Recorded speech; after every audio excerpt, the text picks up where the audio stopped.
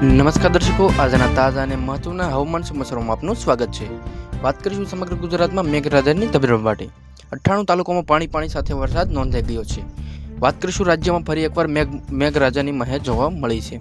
જેમાં દક્ષિણ ગુજરાતમાં મેઘરાજાએ ફરી ધબધબાટી બોલાવી છે. છેલ્લા 24 કલાક દરમિયાન રાજ્યના 98 તાલુકામાં વરસાદ નોંધાઈ ચૂક્યો છે. એની સાથે વાત કરવામાં આવે તો વરસાદી માહોલની સાથે સુરતમાં 4.41 ઇંચ વરસાદ નોંધાઈ ચૂક્યો છે. આ ઉપરાંત વાપીમાં 4.14 ઇંચ અને પારડીમાં 4.9 ઇંચ વરસાદ નોંધાયો છે. ધ્યાન દોરવા જેવું એ છે કે મહીસાગરના ખાનપુરમાં 3.86 ઇંચ વરસાદ નોંધાયો છે.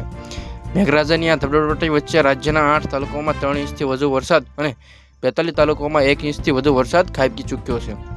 સાથે વાત કરીશું હવામાન નિષ્ણાતો દ્વારા મહત્વની આગાહી કરવામાં આવી છે.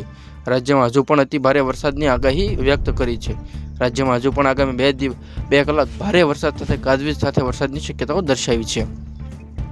7 તારીખની હવામાનની મહત્વની વાત કરવામાં આવે તો હવામાન વિભાગ દ્વારા બનાસકાંઠા, સાબરકાંઠા, અરવલ્લી, પાટણ અને મહેસાણામાં રેડ એલર્ટ જાહેર કર્યું છે.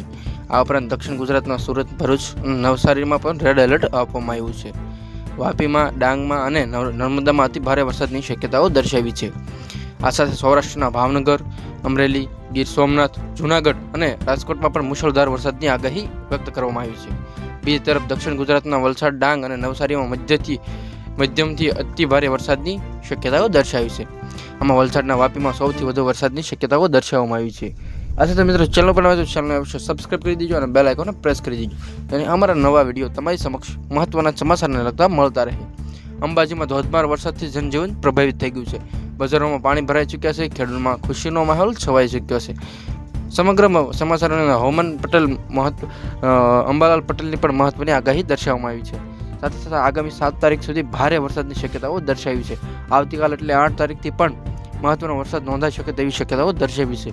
પરંતુ IMDના જણાવ્યા અનુસાર આગામી દિવસોમાં વરસાદની શક્યતાઓ ઓછી થવા લાગી છે. આ સાથે મિત્રો ચેનલ પર ચેનલને સબસ્ક્રાઇબ કરી દેજો, બેલ આઇકોનને પ્રેસ કરી દેજો, જેનાથી અમારા નવા વિડીયો તમારી સમક્ષ મળતા રહે. આવા હવામાન લગતા વિડીયો માટે બને રહેજો અમારી ચેનલમાંથી. ચેનલ પર ચેનલને સબસ્ક્રાઇબ કરી દેજો અને બેલ આઇકોનને પ્રેસ કરી દેજો, જેનાથી અમારા હવામાનને લગતા મહત્વના સમાચારો આપની સમક્ષ મળતા રહેશે. નમસ્કાર, મળીશું નવા વિડીયોમાં.